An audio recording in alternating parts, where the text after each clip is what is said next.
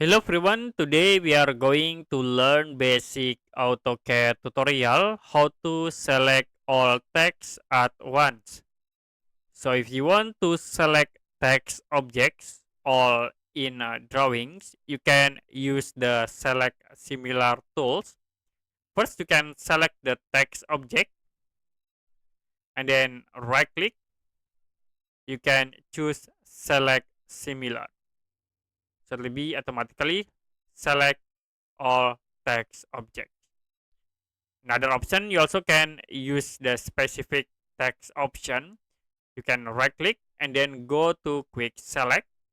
You can change for the object type to text and then you can choose specific like with layer and then you can set value in here like into text and you can click OK to select the text object.